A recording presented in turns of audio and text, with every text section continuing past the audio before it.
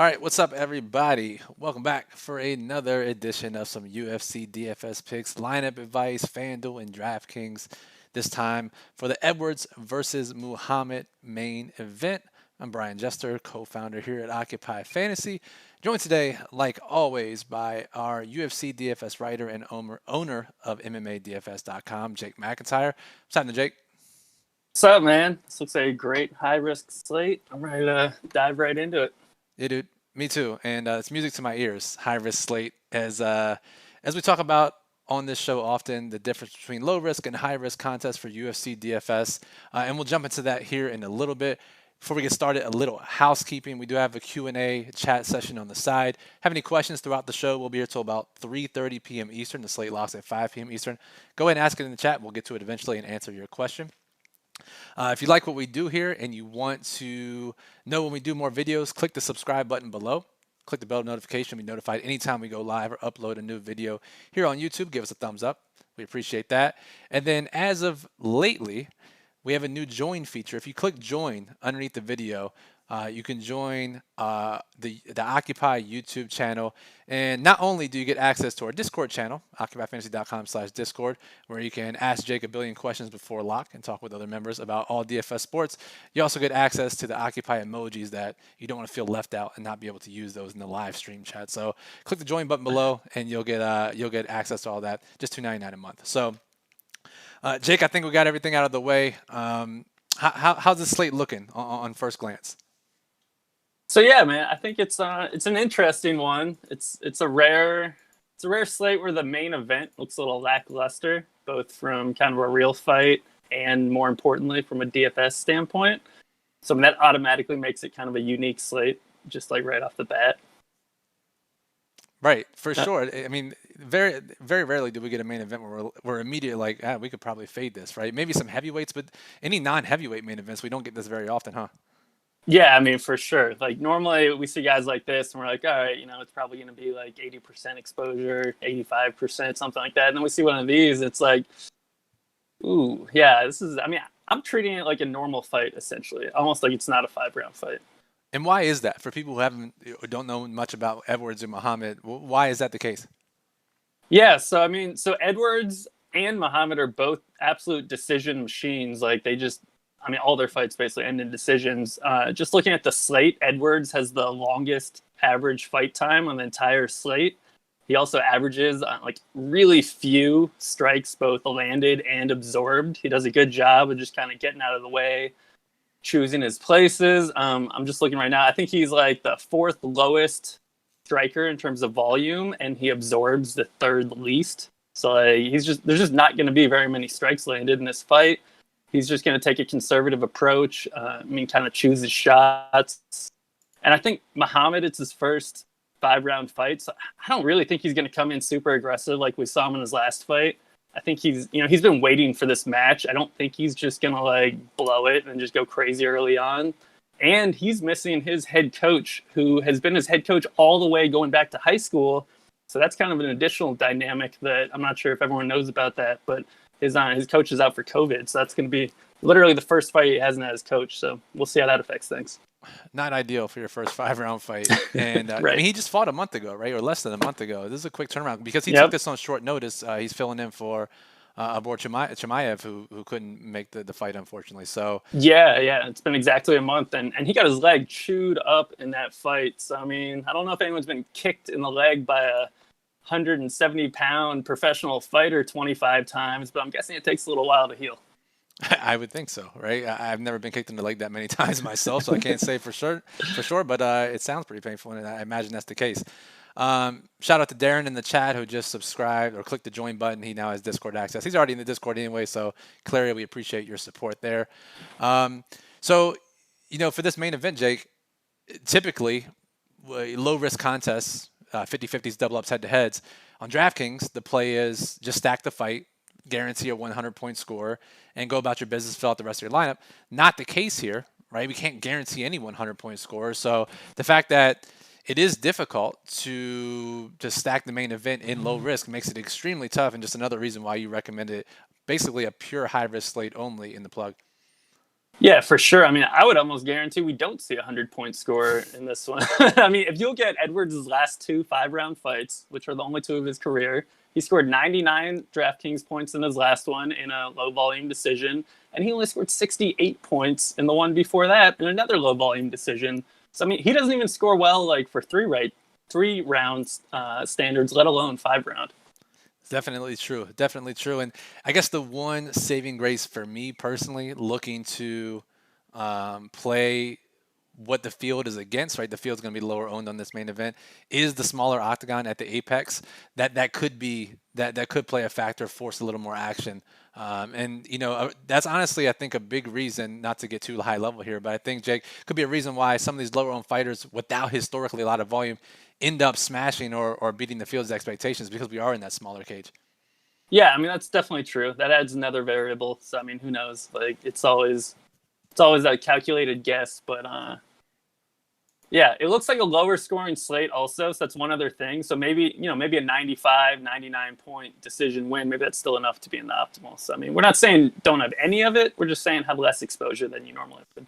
For sure, that makes sense. And you did mention a larger slate, 13 fights on this card, and as we talked about last week and a couple weeks before, these larger cards, more than 12 fights, mean you can use more salary and the ownership's a little bit more spread out.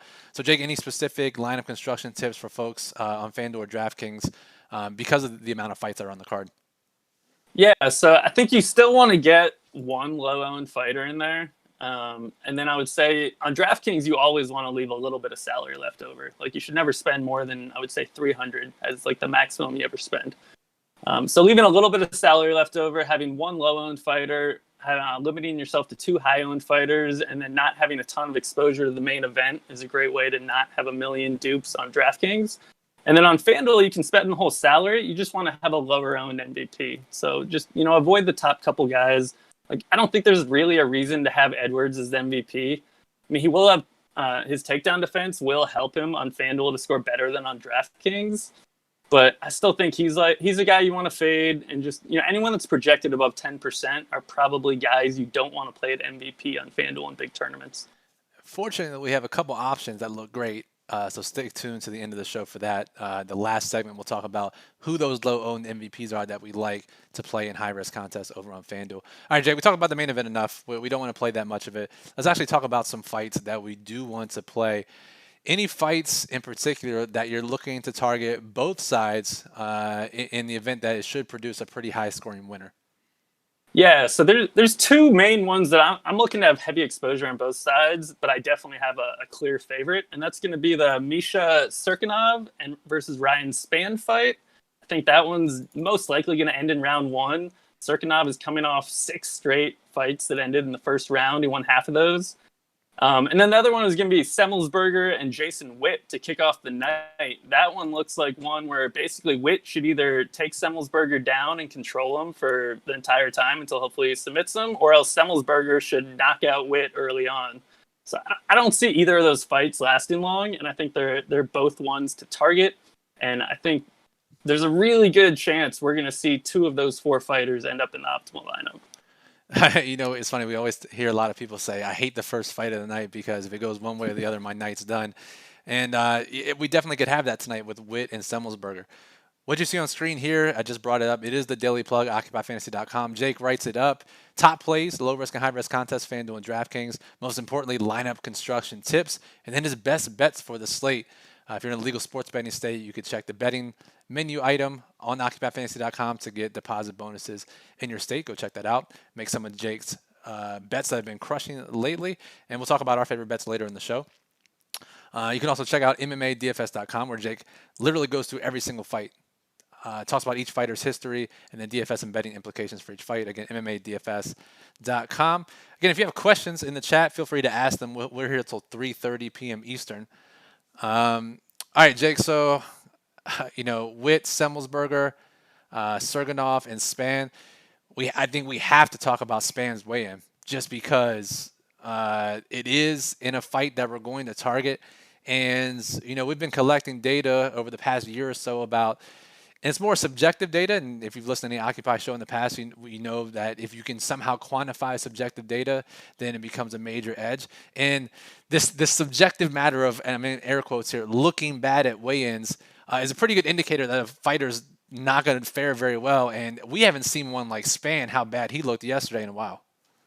Yeah, man, he looked rough. Like we weren't sure he was going to show up. I mean, they have I think until 2 o'clock Eastern time, and it was 1:58, and we were watching the live stream. Literally, everyone's checking their watches. Like the media wasn't sure what was going on. They're all asking, "Are we done? Is there someone else going?" And we're like, "Yeah, Ryan Spann's supposed to be here." Like no one knew what was going on. He shows up 2 minutes before the cutoff time with a towel around his waist. Clearly, just hopped out of the sauna. Kind of staggers onto stage, like misses weight. They bring out the towel, still misses by a half a pound. I mean, he could barely lift his arms up high enough for the weigh-in, because when they have the little cage, you have to lift your hands up in there. He could barely lift his arms up, misses weight, just looks absolutely terrible. They give him an extra hour, like, for a reweigh, even though the cutoff was, 2 minutes after that. So he actually took more time. He had to do face-offs first, and he took more time, cut another half a pound. He actually ended up making weight, but man, he looks so bad. I mean, at face-offs, he couldn't even lift his head up. I mean, they were asking him to pose. He couldn't even flex. I mean, he was looking rough. So, I mean, he's got 24 hours to recover, but I don't know, man. Normally guys that look that bad at weigh-ins, they do terrible the next day. So it's a bad sign for Spann. I'm honestly surprised that fight wasn't called off with how poor he looked, right? He just didn't look healthy at all. Right. How crazy if you're making 10 plus lineups, how crazy is it to fade Spann based on that? The downside obviously is he has the 5th or 6th highest KO probability. Cirkunov has been finished in round 1 like 3 times in his last 6 fights, so definitely risky. But I mean, how much can we put on that weigh-in narrative? It's a tough spot because I think it more hurts the number of times he hits his ceiling, but I think he still has a high ceiling. Misha has been finished. He's been knocked out 3 times in the last 6 fights in the first round. And Ryan Spann, he's a strong guy. He also has submissions.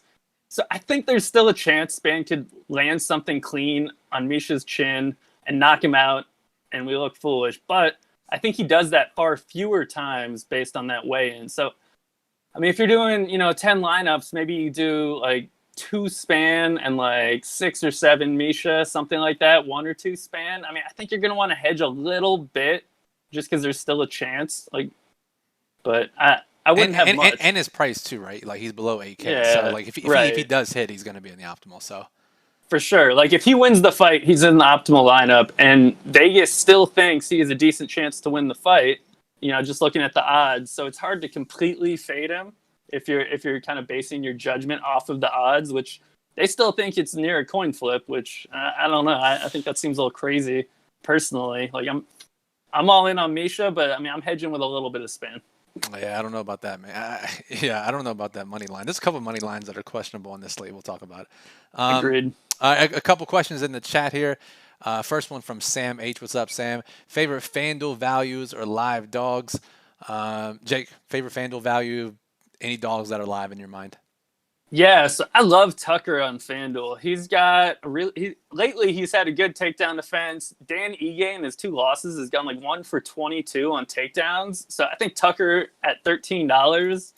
I mean, I think this fight's close to a coin flip, and it probably ends in a decision. But Tucker blew up in his last fight. He's had 3 good scores in a row, and especially on FanDuel, if he gets 8 takedowns defended, I mean that's like 24 points right there. I mean that's a big boost over there, and it's just $13. If he scores 100 points in a decision win, I think he's going to be useful at $13. So I don't think he gets a finish, but I think he's a really strong play. And then Witt is technically an underdog. He's $15 on FanDuel. I think he's a great play. He should be a favorite. Totally agree. That's the other odds that I was alluding to. Yeah, we both think Witt should be the favorite there, even if he is fighting against Maryland's own Matthew Semmelsberger. So Patrick in the chat. What's up, Patrick? Longtime follower. Who's going to be this weekend's Lemos? Unbelievably low owned, put up a good score. Yeah, Lemos was key last week. Very low owned, put up over 100 DraftKings points. I don't know if there's anyone like that this week, Jake, that the model likes that is super low owned.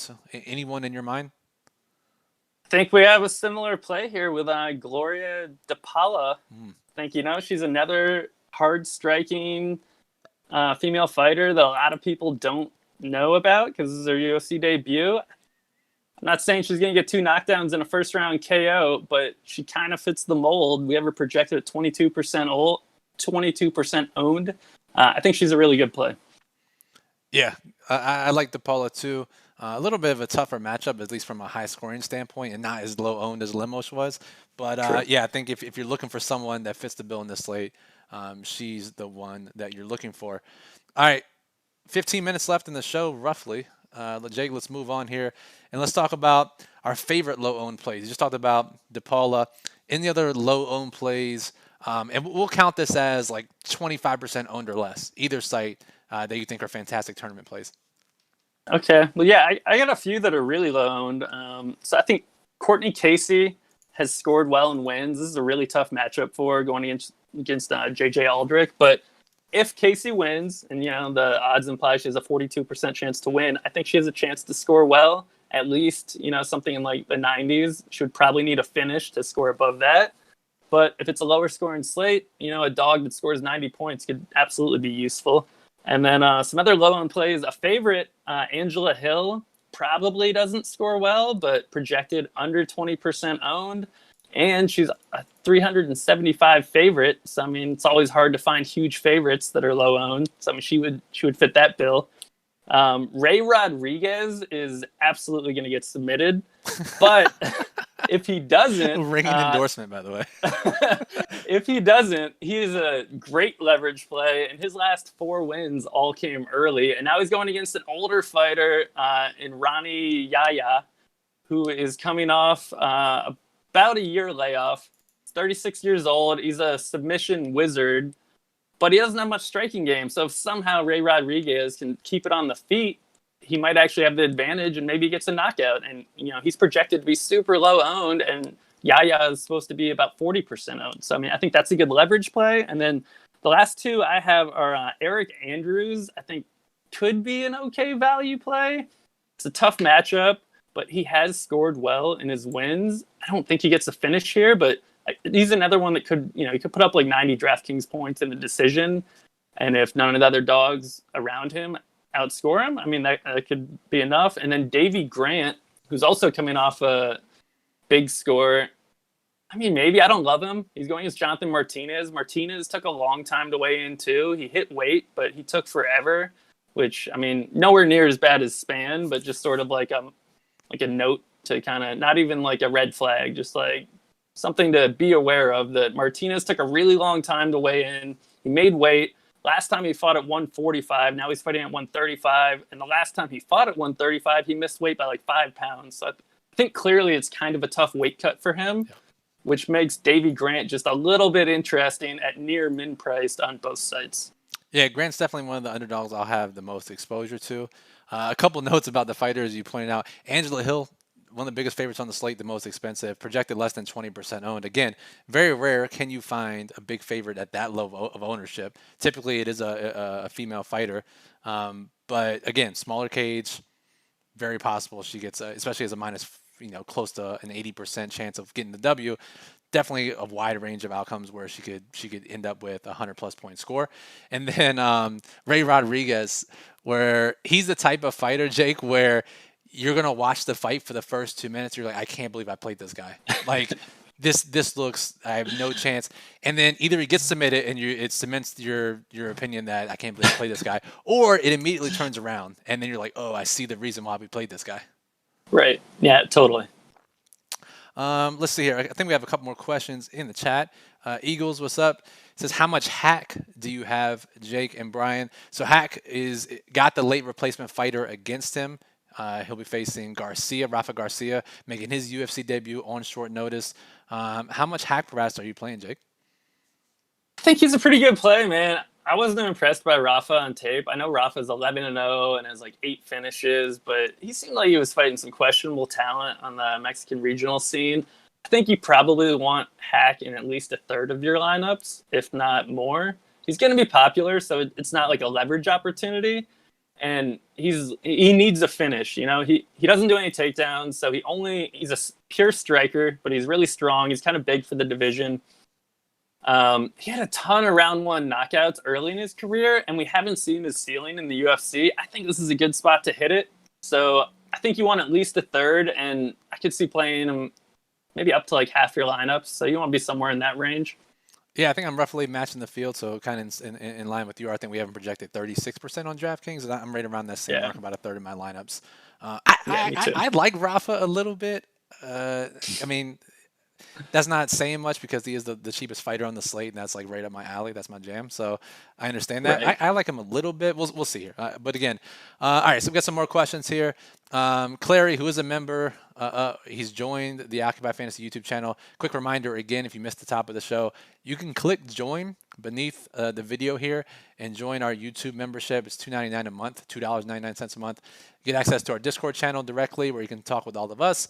And you also get access to use the Occupy Fantasy emojis in the live chats. Super exciting. Clary says, anyone who you're capping your ownership on, and with ownership being so spread out, should I do max 3 instead of my usual max 2 high-owned fighters? So, Jake, I'll let you talk, and then I'll comment afterwards. I think you can. I mean, I think there's a lot of variables going on here, you know, like you could be fading the main event, you could be leaving salary left over. So in general, for sure, you can use 3 high-owned fighters, especially we kind of lowered the threshold a little bit because there were so few guys over 35% owned. So a couple of the guys that were like 33% owned in early projections, like Tucker and Hack, we were, all right, these guys are high owned, you know, we were just putting them in that category.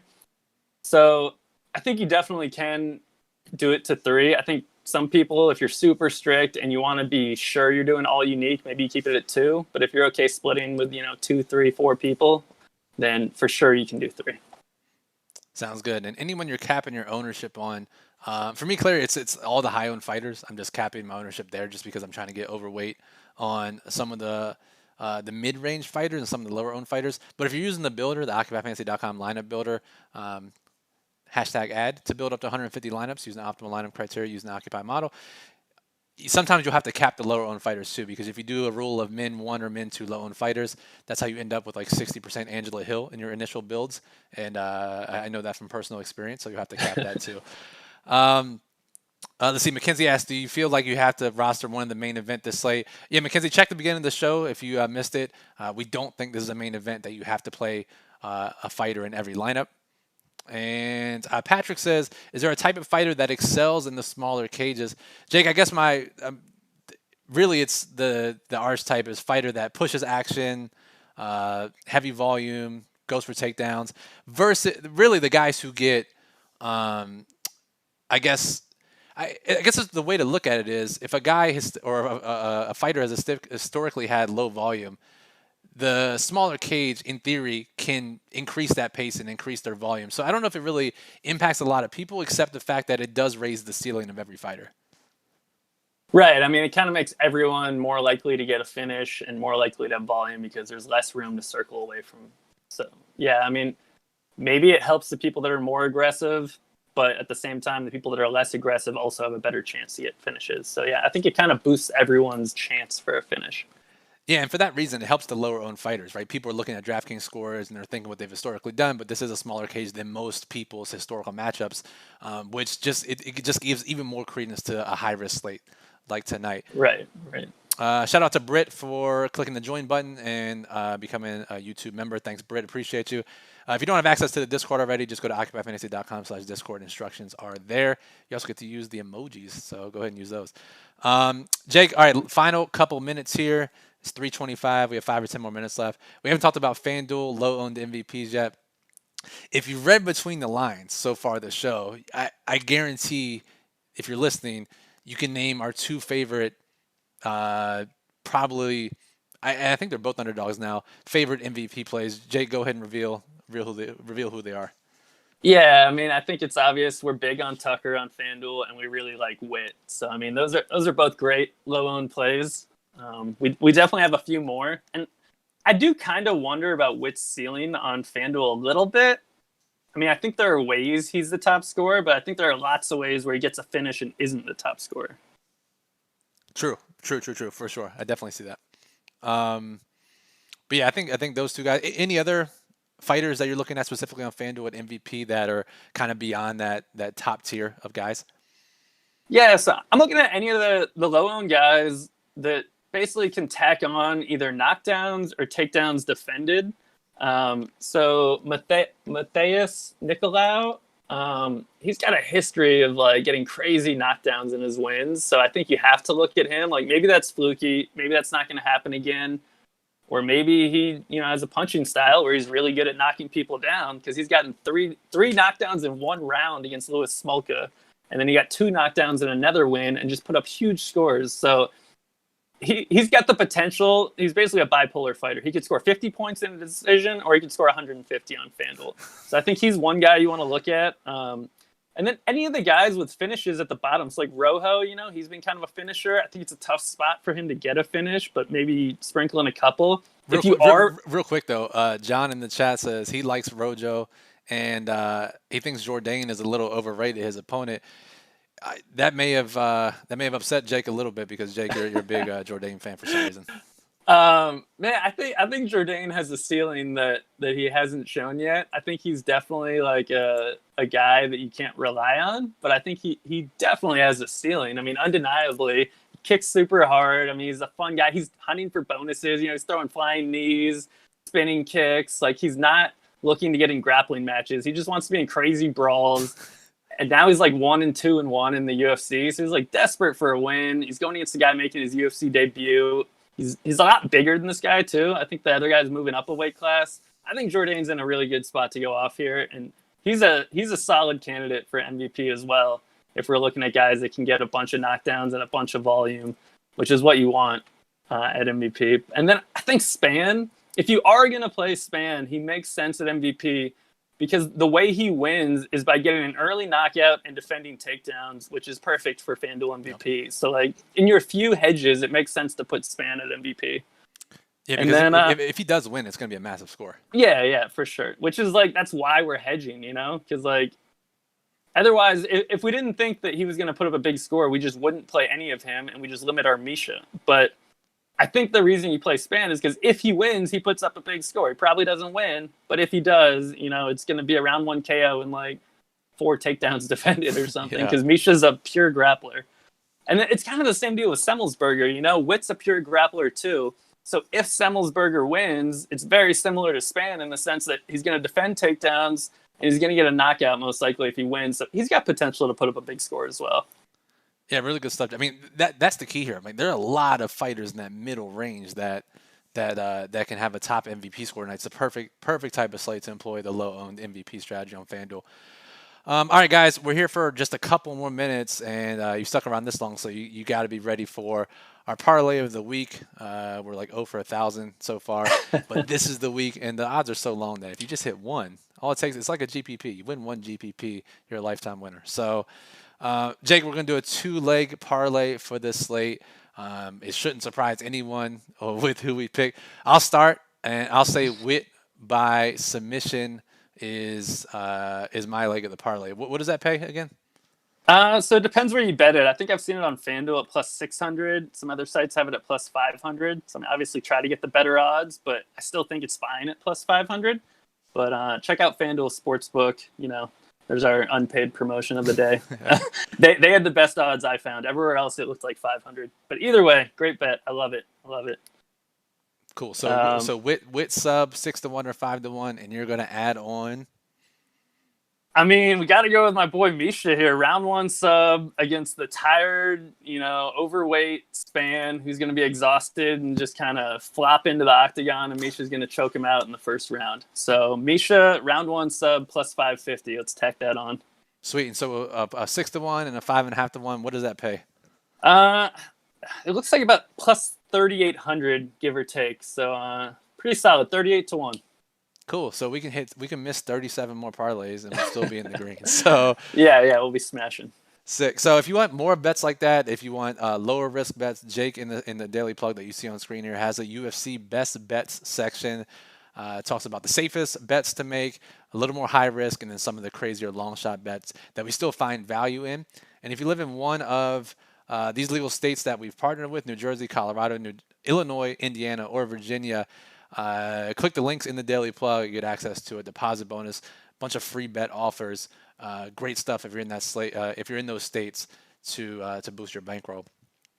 All right, guys, that'll do it for this video. Another great UFC stream with Jake. Check out Jake's work, MMADFS.com. Read The Sheet, where he breaks down every single fight on the slate. Talks about betting and DFS implications for every single fighter. You can read the Daily Plug at OccupyFantasy.com with Jake's top plays, lineup strategies, and best bets. Occupy Model ranks every fighter.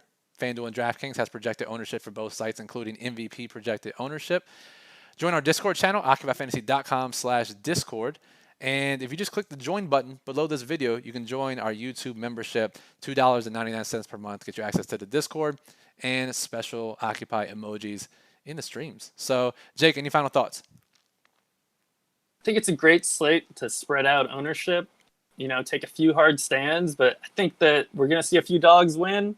Don't go crazy, on one and put all your eggs in one basket. Try to space it out in some of those cheap guys. I think someone's going to hit, probably a couple, but always tough to predict. So probably space it out if you're playing a bunch of lineups. Love that. You can follow Jake on Twitter at DFS_MMA. You can follow me at Brian Jester FF. You can follow us at Occupy Fantasy. So for Jake, for Brian, one final request. Click the subscribe button below if you're not already. Get notified whenever we post these new videos and go live on YouTube. So for Jake, I'm Brian. Thanks for listening and good luck tonight, everybody.